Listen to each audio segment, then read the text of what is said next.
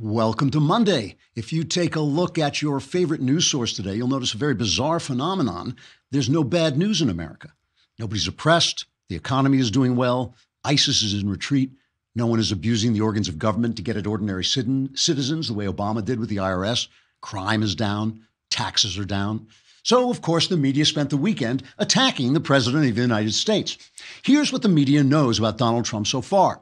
Donald Trump never wanted to be president. That's why he colluded with Russia to become president, because he wanted it so badly, though he didn't want it.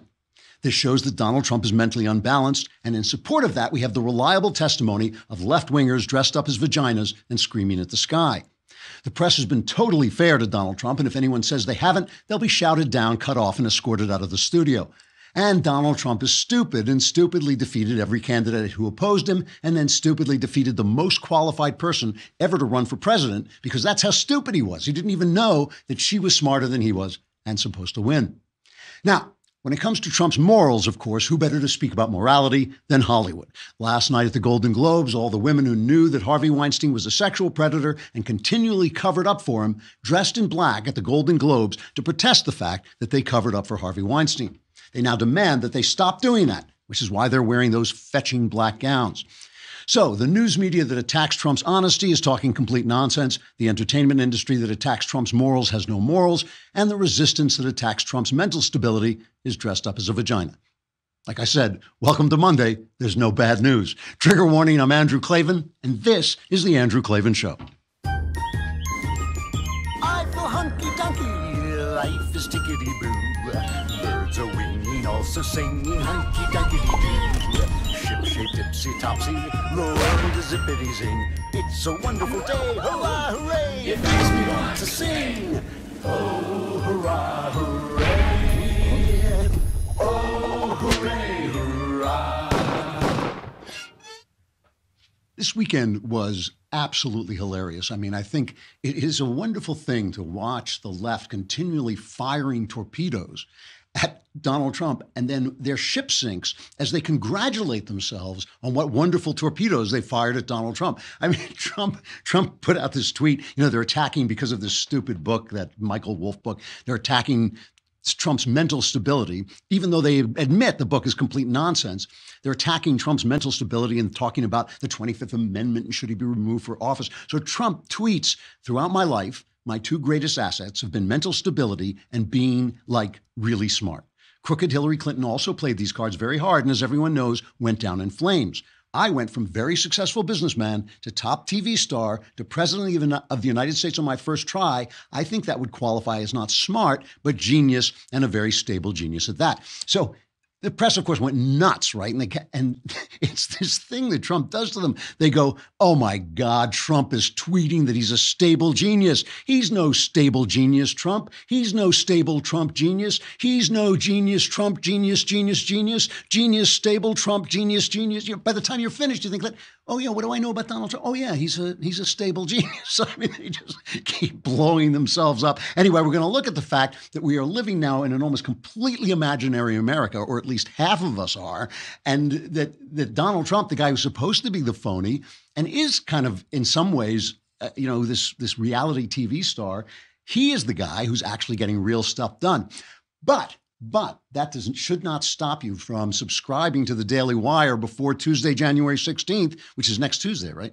That's next Tuesday, because guess what happens then? The conversation returns, 5 p.m. Eastern. Wait, you're rolling it up so fast now I have to calculate what 5 p.m. Eastern is. It's 5 p.m. Eastern, 2 p.m. Pacific. It's the 5th episode of The Conversation. Who will be there? Me. I will be there with Alicia Krause answering all your questions. Not only will I answer your questions about life mysteries with 100% accuracy, but you'll also have a special edition of The Conversation to cling to during the long, cold, Klavanless weekend. The Conversation will stream live on the Daily Wire Facebook page and the Daily Wire YouTube channel and will be free for everyone to watch, but only subscribers get to ask the questions. So if you don't subscribe, you're going to be sitting there staring at me thinking, oh my God, that man could be answering my questions. All my problems could be solved, but I didn't spend the lousy $10 a month that it would take to get to ask the questions. Here's what you do if you are a subscriber. You log into the website, dailywire.com, watch the live stream, head over to the conversation page, and after that, just start typing into the Daily Wire chat box, and we'll pull live questions out as they come in. Once again, subscribe to get your questions answered by me on Tuesday, January 16th at 5 p.m. Eastern, 2 p.m. Pacific. Join the conversation with me. And while you are doing that, you might want to get some Boll and Branch sheets. The reason I say this is because, as you know, I never sleep. This is just true. You know, I don't sleep, but I do go to bed, and I go to bed and I read. And in order to do that, you really have to have comfortable sheets. You really have to have a comfortable bed if you don't sleep. If you sleep, it's no problem, right? You know, I mean, then you need the comfortable sheets because they help you to fall asleep. But once you're asleep, you're not enjoying them anymore. I enjoy my Boll and Branch sheets all night long. These things last all night, brother, and I know because I am there. And the reason is that they are made of 100% organic cotton. And that means Boll and Branch sheets not only feel incredible, they look amazing, and they have this weird thing as they get softer and cooler as you wash them. So as you keep them, they actually become more and more comfortable. And since Boll and Branch sells exclusively online, you're not paying the expensive retail market. So that's half the price for twice the quality. You will love these sheets. And if you try them for 30 nights and you don't love them, you can return them for a full refund. Anyone who sleeps on Boll and Branch sheets loves them. And even me, who doesn't sleep on them, just lies on them, I love them too.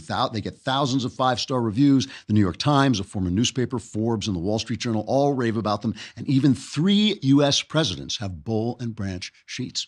Go to bollandbranch.com today, and you'll get $50 off your first set of sheets plus free shipping in the U.S. when you use the promo code Klavan. That's Klavan for $50 off plus free U.S. shipping right now at bollandbranch.com. That's BOLL and branch.com. Promo code Klavan. bollandbranch.com, promo code Klavan. If you are like me, you will stay up and you will think, gosh, I'm comfortable all night long. It's great. So, you know, Nick Kristof, a left-wing columnist on Knucklehead Row at the New York Times, a former newspaper, wrote this column over the weekend. He said he's only going to do this once because he knows people hate it because everything's so terrible. Everything is awful. Oh my gosh, Donald Trump, everything's nightmare. I know you want him to be hysterical. But he just pointed out pardon me, that 2017 was the greatest year in human history. And this is true. It is absolutely true. Here's what, let me read what Kristof says. Every day, the number of people around the world living in extreme poverty, which is less than about $2 a day, goes down by 217,000 people, according to calculations by Max Roser, an Oxford University economist who runs a website called Our World in Data. Every day, 325,000 more people gain access to electricity and 300,000 more people gain access to clean drinking water. This is going on every single day, right? And it's a lot of people, and it's important. Obviously, if you're living in America, you don't know what it's like to live without electricity, to live without fresh water. But this is what real poverty looks like in the real world. In America, we don't actually have poverty like that. What we have is people who are mentally ill and nobody's taking care of them, and that's a bad thing. But we don't have poverty like that. I mean, you go to the third world and you will see what poverty looks like. 300,000 people every day who get clean water. This is a big deal. As recently as the 1960s, Kristof goes on, a majority of humans had always been illiterate and lived in extreme poverty. Now, fewer than 15% are illiterate. Fewer than 15% of the people in the world are illiterate. Fewer than 10% live in extreme poverty. In another 15 years, illiteracy and extreme poverty will be mostly gone. This is thousands of generations have gone by, and they're disappearing while you and I sit here complaining about Harvey Weinstein. This is what's happening in real world. Just since 1990, the lives of more than 100 million children have been saved by vaccinations, diarrhea treatment, breastfeeding promotions, and other simple steps. He goes on to say, it has become the thing that's incredible is it used to be that people got killed by the hordes sweeping through and killing you, and you got killed because you starved to death. Now, I mean, in America, you're more likely to die from being fat than you are to die from being too thin. And that's an amazing, amazing thing. And all of this is because of science. It's because of free market capitalism. It's because of the internet and the communications that are improving. You know, people can get educations even in places where the Taliban won't let them go to school. It's an amazing moment that we're living through. And so what is the press covering over the weekend? What is the press talking about?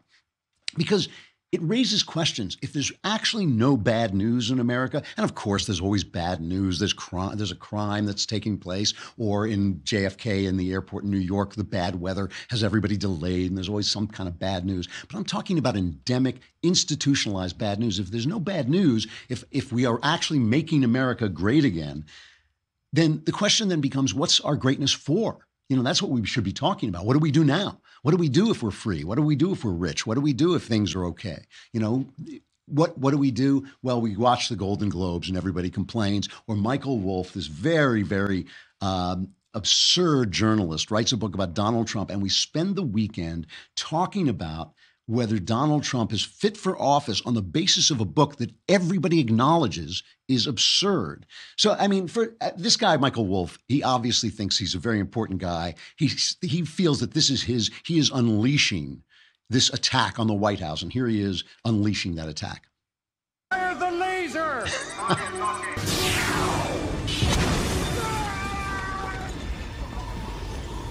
Damage report! Damage report! It's okay. It's all right. Come on. Well, actually, that was just footage from the movie Independence Day, but the real laser would be a lot like that. Yeah. It looks exactly like Michael Wolff. The resemblance between Michael Wolff and Dr. Evil is bizarre. You never see the two of them at the same place at the same time. But let's look at, this is this guy, he hangs out and he gets all this gossip and there's all this people saying, oh, Trump is stupid, Trump is crazy. And now he's going on and he is going to tell us that Trump is not fit to be president. So I guess this is cut number 7, right? Is Donald Trump fit to be president from everything you've seen? No. Why not?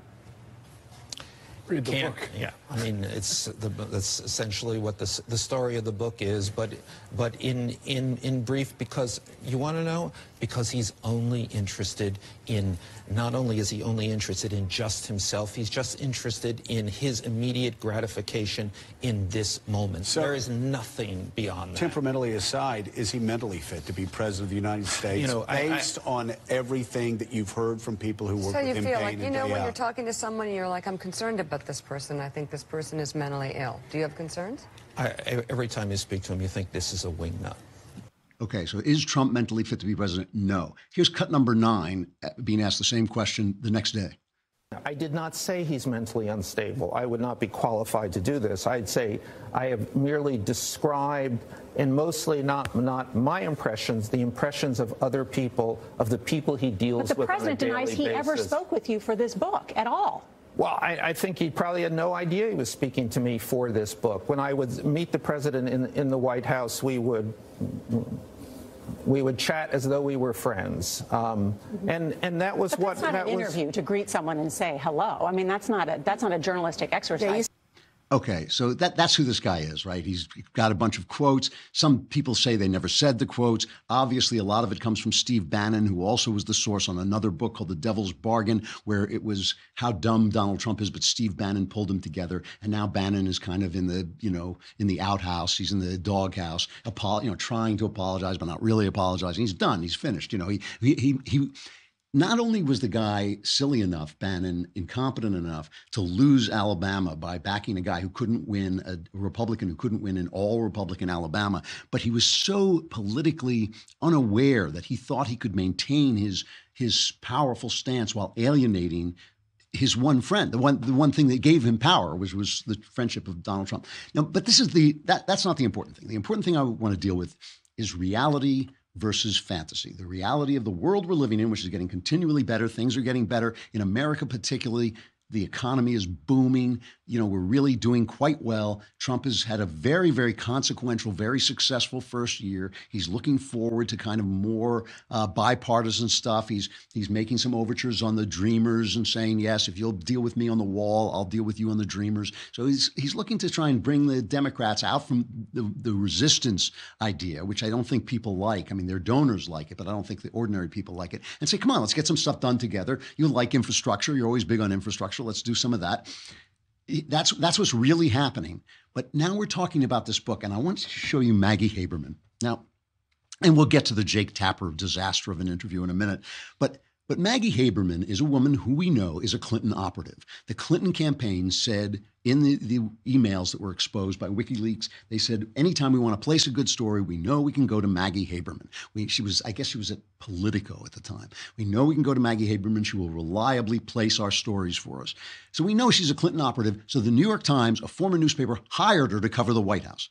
That's who the New York Times is, right? They relentlessly search for truth, as they say. So here's Maggie Haberman's comment on this book. Listen carefully to what she says.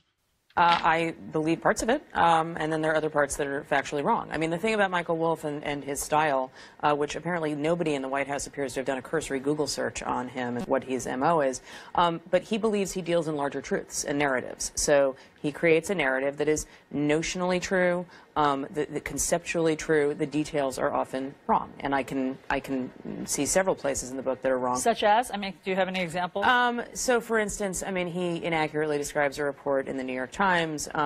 He inaccurately characterizes a couple of incidents that took place early on in the administration.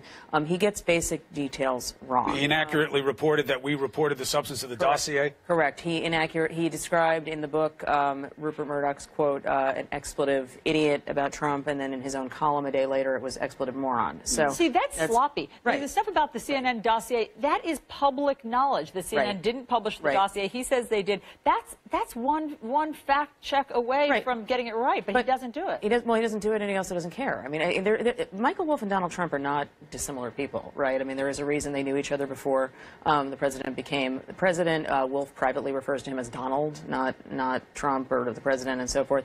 And so there is some kind of a similar style there. So it's Trump's fault that this guy's lying about him. He's like, this guy's a liar, just like Donald Trump. You know, this is Maggie Haberman, Clinton operative, working for the New York Times under the guise of being a good reporter, and she talks to Trump all the time. He does sit down and talk to her. He obviously likes her.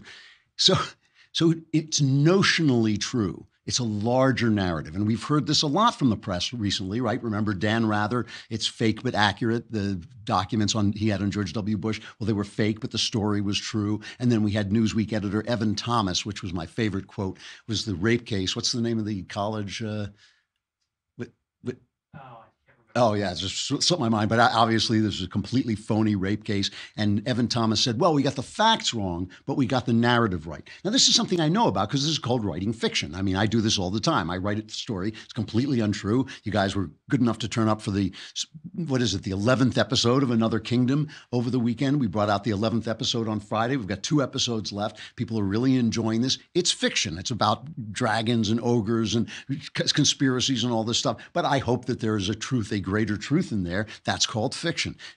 News is where you assemble the facts and you let time develop the narrative. You let time draw the narrative out of the facts. That's how news works. That's how history works. These guys have got these two confused. And so you have this episode with Stephen Miller and Jake Tapper. And Jake Tapper, to me, is like the saddest man in America at this point. Jake Tapper actually used to be a decent journalist. And now he's on CNN, which does nothing all day long but manufacture this narrative. That's all they do. They get things wrong. They apologize. But as long as they're wrong against Donald Trump, it's fine. They get him wrong. It's constant lack of any journalistic credibility, and there's poor Jake. And Jake his ratings are in the toilet. He must wake up every morning and think, what became of me? You know, as he's shaving, he must look in the mirror and think, what on earth became of Jake Tapper? I used to be somebody, and now I'm sitting here on CNN. So they bring on Stephen Miller, who is essentially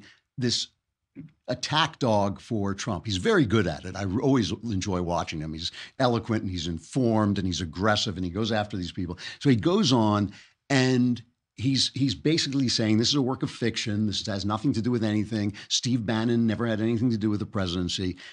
And Tapper is left in the position of defending this completely dishonest network, CNN, which is now just a 24/7 factory of fake news. so that he's yelling at Stephen Miller, who is obviously a partisan spokesman, right? Don't bring him on if that's not what you want to hear. And so they start yelling at each other, and they claim that they escort Miller out afterwards, that he wouldn't leave the studio, and they escort. I don't know if that's true or not, but the whole thing is that now on CNN, when somebody starts introducing another point of view, this is what happens to him. They cut him off, they shut down, they go to commercial, they throw him out.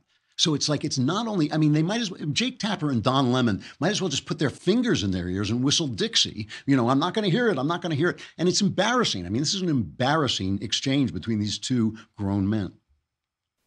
All these so-called political geniuses in Washington, whether it be at the big lobbying firms or the only person who's called himself a genius in the last week is the president. But which happens to be a true statement. Okay. Is self-made billionaire who revolutionized reality TV and who has changed the course of our politics. He's watching and he's happy that you said that. But Jake, you can be condescending. I'm not being condescending. I'm trying to get to the point that Steve Bannon. You can be condescending. That was a snide remark. You're sure he's watching and he's happy. Let me tell you something. Why is your that network?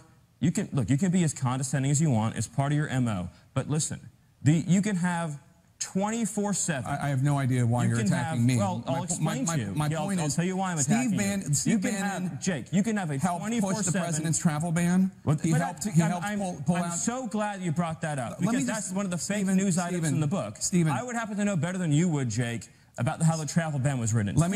Steve Bannon didn't push the travel ban. If you would let me, Steve Bannon wasn't right. If you let me ask this question. No, because you get 24 hours of negative anti-Trump hysterical coverage on this network that led in recent weeks to some spectacularly embarrassing false reporting. I think the from your viewers network. right now can ascertain who's being hysterical. The viewers are entitled to have 3 months of the truth. Why don't you just give me 3 minutes to tell you the truth about Donald Trump that I know and then all of our campaign staff know? Because it's my show and I don't want to do that. It's my show, and I don't want to do that. So there, and you can take your news and get out of my. This is absurd. It is the fact that they are creating a narrative without any regard to facts makes guys like Miller. Look, I like Miller because he's entertaining. I'm here to be entertained, so I like Stephen Miller, but. It makes him look better in some ways than he is, because anybody, he brought up a substantive issue, the travel ban. What was Bannon's role in it? He won't let him address it. He won't let him address anything. He's the same thing. If you watch Don Lemon now just starts shouting, no, no, no, when anybody points out that Obama was a genuinely bad president. When anybody points it out, Don Lemon just starts shouting and throws you off, throws you off the air. And this is now Jake Tapper, once a journalist, has become Don Lemon. They've all become, CNN just turns everybody into itself. So now we go over to the Golden Globe, and we're going to bring Michael Knowles on in a couple of minutes. Is Knowles almost ready? Yeah, okay. We're going to bring Knowles on in just a couple of minutes to talk about the Golden Globes and also this thing about Trump being crazy and he's not fit for office and all this. But I have to address the Golden Globes a little first, too, because what happened yesterday at the Golden Globes was a group of women who covered up for Harvey Weinstein, showed up dressed in black to demand that people stop covering up for people like Harvey Weinstein. And it was so the perpetrators showed up to protest the perpetration. The criminals showed up to protest the criminality. And at the end of it all, the candidate for president, the Democrat candidate for president for 2020, Oprah Winfrey, stood up and made this rousing speech about how it's like watching her win an award today is like watching Sidney Poitier win an award 50 years ago. How, being a woman being raped today in 1940 or whatever it was is exactly the same as it would be today. It's just like she talked about a woman who was raped in 1944 in Alabama, a black woman raped in Alabama in 1944, it's just like Hollywood today. And she says, at the conclusion of the speech, she says, I want all the girls watching here now to know that a new day is on the horizon. And when that new day finally dawns, it will be because a lot of magnificent women, many of whom are right here in this room tonight. Now, every word of that is nonsense. Every word of it is nonsense. Every single word of it is nonsense. Women are not oppressed in America. They're not oppressed at all in America. And if change comes, which is kind of doubtful in Hollywood, but if it does, it's not going to have anything to do with the women who are in that room. It's not because none of them did anything. They stood by and did nothing. Let's just hear just a little bit of of Oprah's speech, and this is how you know she's running for president on a Democrat ticket, because listen to her speech.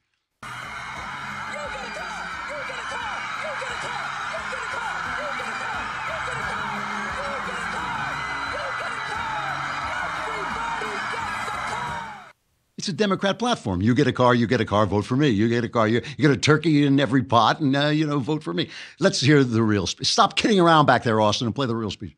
The press is under siege these days, but we also know that it is the insatiable dedication to uncovering the absolute truth that keeps us from turning a blind eye to corruption and to injustice.